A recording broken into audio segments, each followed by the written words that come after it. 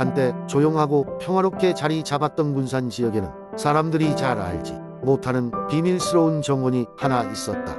이 정원은 낮에는 평범한 숲처럼 보였지만 밤이 되면 숨겨진 마법이 깨어나온 하수 아래에서 눈부시게 빛났다. 이 신비로운 정원에는 오직 마음이 맑고 진실된 자만이 들어갈 수 있었다고 전해진다. 이 정원의 전설은 오래전으로 거슬러 올라간다.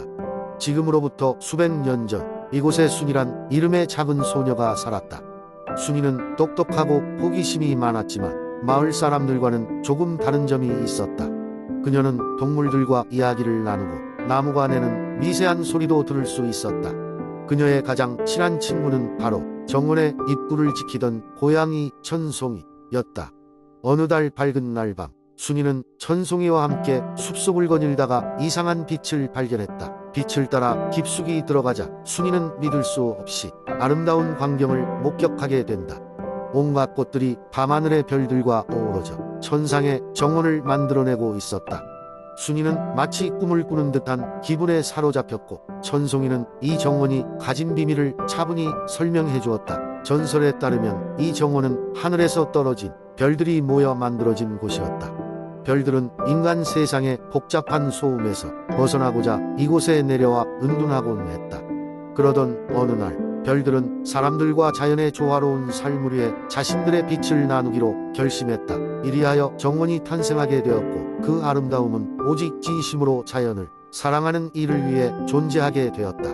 순이는 밤마다 정원을 찾아와 별들과 함께 춤을 추고 이야기를 나누었다. 그녀는 이 마법 같은 순간들이 언제까지 계속될지 알 수 없었지만 매일 밤 그곳에서 느낀 평화로움과 행복은 생생하게 남아 있었다. 그녀가 성인이 되고 도시로 떠났을 때도 순이는 마음속 그 정원의 기억을 결코 잊지 않았다. 사람들은 순이가 어른이 되고도 가끔 고향으로 돌아와 숲 가장자리에서 빛을 내는 고양이와 함께 밤하늘을 올려다보는 것을 보곤 했다. 그녀의 가슴 속에서는 여전히 수많은 별들이 빛나고 있었고 그 환한 미소는 마치 모든 것을 다 알고 있는 듯했다. 시간이 흘러 순이가 세상을 떠난 후에도 군산의 비밀 정원 이야기는 그녀의 따뜻한 미소와 함께 전해져 내려왔다. 오늘날에도 마을의 어르신들은 아이들에게 순이와 천송이의 전설을 들려주며 언젠가 그 정원을 찾을 수 있을 거라 믿고 있다. 은하수가 유난히도 찬란하게 빛나는 밤엔 먼 곳에서도 정원의 기적 같은 빛이 언뜻 보이는 듯하다. 그렇게 군산의 비밀 정원은 여전히 신비에 쌓여마는 이의 마음속에서 살아 숨쉬고 있다. 두 번째 이야기. 옛날 옛적 한국의 모안 지역에는 드넓은 연꽃 밭이 펼쳐져 있었습니다. 이곳의 중심에는 큰 연못이 있었고 그 연못은 신비롭고도 아름다운 연꽃들로 가득 차 있었습니다. 무한한 연못이라는 명칭에서도 알 수 있듯이 이 연못은 마치 끝이 없는 것처럼 보였고 사람들은 이곳을 마을의 성소로 여겼습니다. 무안 마을 사람들은 매년 봄 연꽃이 피어나는 시기의 연못 근처에서 축제를 열곤 했습니다. 축제는 마을 사람들이 함께 모여 음식을 나누고 음악을 연주하며 춤을 추는 행사였습니다. 무엇보다도 마을 주민들은 연못의 연꽃을 신성한 존재로 여기며 그 계획과 조화를 기리는 전통을 이어왔습니다. 그러던 어느 날 마을에 한 낯선 여행자가 나타났습니다. 그의 이름은 준호였고 먼 지방에서 무안의 신비로운 연꽃을 보기 위해 찾아왔다고 했습니다. 준호는 연못의 아름다움에 매료되어 마을에 머물기로 결정하였습니다. 그는 매일 아침 연못을 찾아 연꽃의 빛나는 자태를 감상하며 마을 사람들과 친해지기 시작했습니다. 하지만 기간이 지날수록 준호는 연못의 신비를 좀 더 깊이 알고자 하는 강한 열망을 품게 되었습니다. 그는 연못 속에 숨겨진 비밀이 있다고 믿었고 그 비밀을 알아내면 큰 깨달음을 얻을 것이라 확신했습니다. 그래서 어느 날 밤 사람들의 눈을 피해 연못으로 향했습니다. 달빛이 은은히 비추는 가운데 준호는 연못 가장자리에 선 채 조용히 물속을 들여다보았습니다. 그러자 물속에서 작고 반짝이는 연꽃의 정령이 나타났습니다. 연꽃의 정령은 준호에게 말했습니다. 이 연못은 자연의 조화를 상징하며 그 조화는 사람들의 마음속에서도 발견될 수 있어 진정한 깨달음은 밖이 아니라 내 마음속에서 찾아야 한단다. 준호는 연꽃 정령의 말을 듣고 엄청난 깨달음을 얻었습니다. 그는 자신의 욕망보다 마을과 자연과의 조화를 중요하게 여기게 되었고 깨달음을 얻은 그는 마을 사람들에게 그 이야기를 전했습니다. 사람들은 그의 이야기에 감동하며 더욱 연못을 아끼고 사랑하게 되었습니다. 이후로 마을의 축제는 더욱 성대해졌고 사람들은 매년 준호의 깨달음을 되새기며 연못을 가꾸었습니다. 시간이 흘러도 무안의 연못은 여전히 끝없이 펼쳐진 연꽃들처럼 마을의 평화, 조화를 상징하는 장소로 남아 있었습니다. 세 번째 이야기. 옛날 옛적 한국의 가평 지역에는 한적하고 고요한 마을이 있었습니다. 이 마을은 푸른 산과 맑은 강으로 둘러싸여 있었고 그 안에는 작은 숲이 있었는데 이곳은 마을 사람들 사이에서 신비로운 이야기들로 유명했습니다. 마을 사람들은 숲을 별빛의 숲이라고 불렀습니다. 별빛의 숲에는 밤이 되면 하늘에서 쏟아지는 별빛들이 마치 숲 안에서 춤을 추듯 반짝인다고 해서 붙여진 이름이었습니다.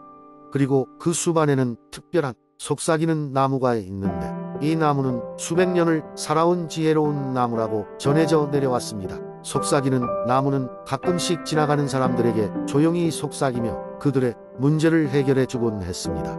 어느 날 가평 마을에 살고 있는 어린 소녀 수미가 숲속으로 들어가게 되었습니다. 수미는 항상 부모님께서 숲속에 혼자 들어가지 말라고 했지만 숲의 신비로운 매력에 끌려자꾸만 그곳을 찾게 되었습니다. 그날 수미는 울적한 마음을 안고 속삭이는 나무를 찾아갔습니다. 수미는 학교에서 친구들과 다투고 상처받은 마음을 가진 채 나무 앞에 서서 자신의 이야기를 털어놓았습니다. 저는 왜 이렇게 친구들과 잘 지내지 못할까요? 라고 물었습니다. 그때였습니다. 바람이 불자 나무는 부드럽게 흔들리며 속삭이기 시작했습니다. 소녀여, 모든 이치에는 서로 다른 모습과 목소리가 있단다.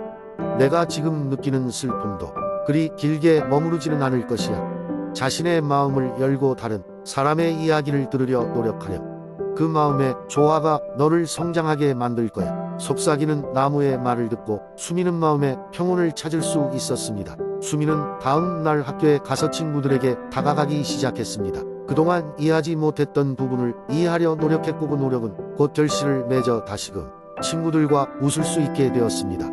결국 수미는 그날의 경험을 통해 마을의 깊이 숨어있는 자연의 이치와 지혜를 깨닫게 되었고 속삭이는 나무의 말을 마을 사람들에게도 전하려 했습니다.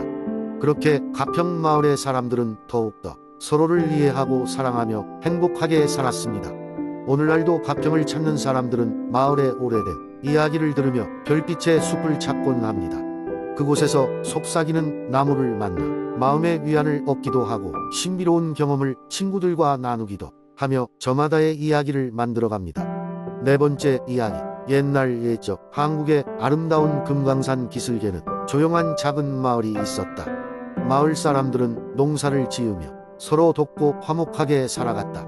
마을 근처에는 작은 연못이 있었고 그 연못에는 오래된 거북이 한 마리가 살고 있었다. 이 거북이는 나이가 너무 많아 몇 세기가 지난 전설 속에나 등장할 법한 존재였다. 마을 사람들은 그를 지혜로운 거북이라 부르며 존경했다. 거북이는 겉보기에는 그저 평범한 거북이 같았지만 사실 그는 세상의 진리와 희망을 전하는 지혜의 수호자였다. 연못의 바로 근처에는 자그마한 모임터가 있었고 마을 사람들은 특별한 일이나 문제가 생기면 그곳에서 모여 회의를 열었다. 그리고 해결책을 찾지 못할 때마다 연못의 거북이를 찾아가 조언을 구하곤 했다. 어느 날 마을 사람들 사이에 큰 소문이 돌았다. 금강산 곳곳에 이상한 흔적이 남아있다는 것이었다. 산의 나무들이 갑자기 말라 죽어가고 사소한 산사태가 발생하는 등 이상한 일이 자꾸 생겨났다. 마을 사람들은 점차 불안에 휩싸였고 조상 대대로 물려받은 옹기종기한 마을이 위기에 빠질 거라는 두려움에 사로잡혔다. 사람들은 누구보다도 먼저 지혜로운 거북이를 찾아갔다. 연못가에 모인 마을 사람들은 두려움에 떨면서 거북이에게 상황을 설명했다. 긴 이야기를 끝까지 들은 거북이는 작은 미소를 지으며 큰 몸짓으로 연못 밖으로 모습을 드러냈다. 그는 마을 사람들에게 이렇게 말했다. 금강산의 자연이 우리에게 신호를 보내고 있다네. 대자연은 외부의 변화에 민감하다네. 나와 함께 그 변화를 살펴보고 그 원인을 찾을 여정을 떠나야 한다네. 거북이의 말에 마을 사람들이 고개를 끄덕이며 그의 말을 따르기로 했다. 거북이와 마을의 대표들은 산 속깊숙할 대로 발걸음을 옮겼다. 그 길은 쉬운 길이 아니었지만 거북이는 마치 산의 일부인 듯 자연스럽게 길을 이끌었다. 그리고 마침내 산 중턱에 이르렀을 때 그들은 충격적인 광경을 마주했다. 거대한 바위가 산허리를 가로막고 있었고 그로 인해 물길이 차단되어 있었다. 바위는 산사태로 인해 내려오는 과정에서 산 중턱을 점령한 것이었다. 물길이 막혀 산 아래로 내려가지 못하자 그로 인해 나무들이 말라가고 식물들이 시들고 있었다. 거북이는 자신의 머리를 끄덕이며 말했다. 여기가 바로 모든 문제의 원천이라네. 이 바위를 치워 물길을 다시 만들어줘야 산은 다시 생기를 되찾을 걸세. 마을 대표들은 곧바로 마을로 돌아가 도움을 요청했다. 모두 함께 모은 힘으로 큰 바위를 조금씩 움직이기 시작했다. 수일에 걸친 노력 끝에 마침내 물길이 다시 열렸고 물이 자연스럽게 흘러내리자 곧바로 산은 다시 그 생기를 되찾아갔다. 마을 사람들은 지혜로운 거북이에게 감사하며 그 노력을 기념하기 위해 연못가에 작은 탑을 세웠다. 탑에는 자연의 소리를 경청하라 라는 문구가 새겨져 있었다. 이후 마을 사람들은 더 이상 작은 변화에 대해서도 경과하지 않고 주의 깊게 보았고 어려운 일이 생길 때마다 자연과의 조화와 거북이의 지혜를 떠올리곤 했다. 이렇듯 금강산의 지혜로운 거북이는 오랜 시간 동안 마을과 자연 사이의 조율자가 되어주었다. 그리고 그 이야기는 오늘날까지도 전해져 내려오며 마을 사람들로 하여금 자연의 중요성과 상호 조화의 가치를 생각하게 만든다.